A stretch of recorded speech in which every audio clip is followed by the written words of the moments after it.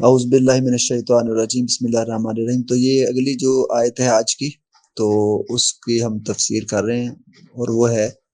جو سورۃ الفاتحہ کی آیت نمبر 4 ہے، ایاک نعبد و ایاک نستعین، کہ اے پروردگار ہم تیری ہی عبادت کرتے ہیں، ایاک تیری ہی، نعبد ہم عبادت کرتے ہیں، و اور ایاک تیری ہی، نستعین مدد چاہتے ہیں، یعنی تجھ ہی سے ہم مدد چاہتے ہیں۔ اب یہاں پر جو اس کی تفسیر ہے، اس میں سب سے پہلے تو نعبدو، یہ عبادت سے ہے، اور یہ لفظ عبادہ سے بنا ہے، اور عبادت کا معنی ہوتا ہے اطاعت کرنا، اور یہ لفظ چونکہ عبد سے ہے جس کا مطلب فرما برداری کرنا ہے، اس لیے جو عبد ہے وہ غلام کو بھی کہتے ہیں، اور غلام وہ ہوتا ہے جو فرما بردار ہوتا ہے، اس لیے غلام کو بندہ کہتے ہیں، اور بندگی غلامی کو کہتے ہیں۔ تو ہم اللہ تعالیٰ کے بندے ہیں، اللہ تعالیٰ کے غلام ہیں، اور اللہ تعالیٰ کی عبادت کرتے ہیں، یعنی اس کی اطاعت کرتے ہیں اور اس کی فرما برداری کرتے ہیں۔ اسی کو لسان العرب میں علامہ ابن منظور افریقی وہ لکھتے ہیں کہ لغت میں عبادت کا معنی خشوع اور خضوع، یعنی عاجزی اور انکساری کے ساتھ اطاعت کرنا ہے۔ اسی کو تاج العروس میں علامہ سید زبیدی وہ لکھتے ہیں کہ عبادت کا معنی ہے ایسا فعل کرنا جس سے رب راضی ہو جائے۔ یہی وجہ ہے کہ مسلمان جو اپنے رب کی اطاعت کرتا ہے اس کو عبادت کہتے ہیں۔ اسی لیے اللہ تعالیٰ نے یہ فرمایا کہ اعبدوا ربکم، اس کا معنی ہے کہ اپنے رب کی اطاعت کرو، اور ایاک نعبد، اس کا معنی ہے کہ ہم تیری ہی عبادت کرتے ہیں، یعنی خشوع اور خضوع، عاجزی اور انکساری کے ساتھ۔ تو اس سے یہ معلوم ہوا کہ عبادت کا معنی کیا ہے، کہ اے پروردگار ہم تیری ہی عبادت کرتے ہیں۔ تو اس میں حصر بھی ہے، جو ایاک کہا، اس حصر کی کیا وجہ ہے؟ اس کا جواب یہ ہے کہ اللہ تعالیٰ کے سوا اور کوئی الہ نہیں، یعنی مستحق عبادت نہیں، عبادت کا مستحق صرف اور صرف اللہ ہے، اللہ کی ذات ہے، اس لیے ہم اسی کی عبادت کرتے ہیں اور کسی کی عبادت نہیں کرتے۔ اور اس کی یہ وجہ بھی بیان کی گئی ہے کہ عبادت چونکہ نہایت تعظیم کو کہتے ہیں، اور نہایت تعظیم اسی کی جاتی ہے جو بے شمار نعمتیں عطا فرماتا ہے، اور چونکہ اللہ تعالیٰ ہمیں ساری نعمتیں عطا فرماتا ہے اور ساری دی ہوئی نعمتیں اسی کی ہیں، اس لیے عبادت بھی اسی کی جاتی ہے۔ اسی طرح آگے چلتے ہیں، آگے فرمایا ایاک نستعین، اور ہم تجھ ہی سے مدد چاہتے ہیں۔ تو اس میں بھی حصر ہے، ایاک کہہ کر نستعین، ہم مدد طلب کرتے ہیں، مدد مانگتے ہیں۔ تو اس میں جامع البیان میں علامہ ابو جعفر محمد بن جریر الطبری تو وہ لکھتے ہیں اپنی تفسیر میں کہ ایاک نستعین کا معنی یہ ہے کہ ہمارے رب، ہم اپنی ساری عبادات میں، اپنی طاعات میں اور اپنے تمام معاملات میں صرف اور صرف تجھ ہی سے مدد طلب کرتے ہیں، اور تیرے سوا اور کوئی مددگار ہمارا نہیں ہے۔ چونکہ وجہ یہ ہے کہ جو کافر لوگ ہیں نا، کفار، وہ اپنے معاملات میں اپنے باطل معبودوں، جھوٹے معبودوں سے مدد طلب کرتے تھے۔ تو اس لیے کہا گیا کہ یوں کہا جائے کہ ہم اخلاص کے ساتھ تیری ہی عبادت کرتے ہیں، یعنی اللہ تعالیٰ ہی کرتے ہیں، اور اپنے تمام امور میں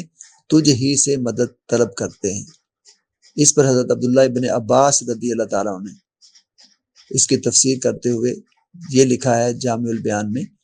کہ ہم اپنی اطاعت اور تمام امور میں تجھ سے مدد طلب کرتے ہیں۔ اس پر بڑی پیاری بات کی ہے علامہ مراغی رحمۃ اللہ علیہ نے۔ وہ کہتے ہیں کہ اللہ تعالیٰ نے اس آیت میں ہمیں یہ حکم دیا ہے کہ ہم اللہ تعالیٰ کے سوا کسی کی عبادت نہ کریں، اور کسی کو اس کی عبادت میں شریک نہ کریں، اور نہ ہی اللہ تعالیٰ کے سوا کسی کی ایسی تعظیم کریں جیسی کوئی معبود کی تعظیم کی جاتی ہے، اور اللہ کے سوا کسی سے مدد بھی طلب نہ کریں، اور نہ ہی کسی کام کو پورا کرنے کے لیے جو طاقت درکار ہوتی ہے وہ کسی اور سے مانگے۔ ہاں، ما سوا ان اسباب کے کہ جن کا کسب کرنا اور جن کو حاصل کرنا ہمارے لیے عام اسباب سے میسر نہیں آ سکتا، اس کے بغیر نہیں آ سکتا، جیسے اب کوئی بیمار ہوتا ہے تو ڈاکٹر کے پاس جاتا ہے علاج کرنے کے لیے،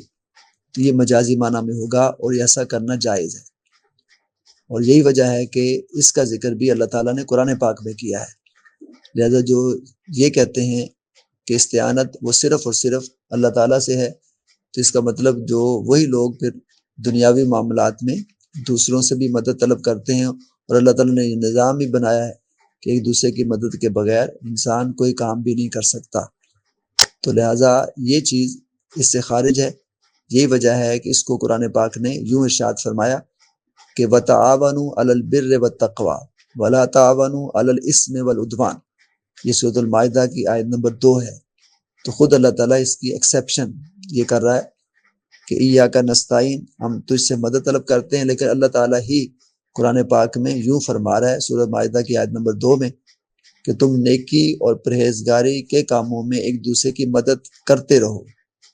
اور گناہ اور ظلم میں ایک دوسرے کی مدد نہ کرو۔ لہذا پتہ یہ چلا کہ حقیقت میں حقیقی طور پر اللہ ہی سے مدد طلب کرنی چاہیے،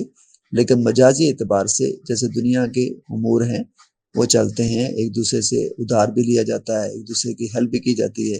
مدد بھی کی جاتی ہے، بیمار ہو تو دوائی بھی ڈاکٹر سے لی جاتی ہے، تو یہ ساری کی ساری جو چیزیں ہیں، تو یہ اس سے ہرگز یہ مراد نہیں کہ کوئی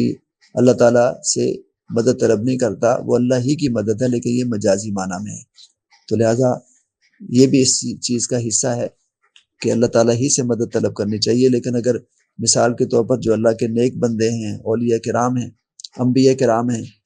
تو ان سے بھی ان کے وسیلے سے مانگنا، وہ بھی وسیلہ آ جاتا ہے، تو اس کو بھی جائز قرار دیا گیا ہے، چونکہ یہ بھی ایک وسیلہ ہے کہ جیسے دنیاوی معاملات میں ہمارے لیے ہماری مشکل کو کوئی دور کرتا ہے، ہماری ہیلپ کرتا ہے، مدد کرتا ہے، تو وہ ایک وسیلہ بنتا ہے، حقیقت میں اللہ ہی کرتا ہے۔ تو شفا بھی اللہ ہی دیتا ہے، لیکن دوائی سے، ڈاکٹر سے جو آرام آتا ہے اس کی دوائی سے، تو وہ مجازی معنی میں ہے، تو حقیقی معنی میں شفا دینے والا بھی اللہ تعالیٰ۔ اسی طرح جو اللہ تعالیٰ کے نیک بندے ہیں وہ دعائیں کرتے ہیں، وہ اللہ تعالیٰ قبول فرماتا ہے، وہ بھی مجازی معنی میں ہے، اور وہ بھی اللہ ہی سے مانگتے ہیں، تو اس کو وسیلہ کہتے ہیں، اور یہ بھی ایسا کرنا بھی جائز ہے۔ تو یہاں تک الحمدللہ آج ہم نے تفصیل کے ساتھ قرآن پاک کی جو ایک آیت ہے ایاک نعبد و ایاک نستعین، اس کی شرح کی ہے، اس کی تفسیر کی ہے۔ اس سے آگے چلیں گے، پھر دعا اللہ تعالیٰ نے سکھائی اہدنا الصراط المستقیم،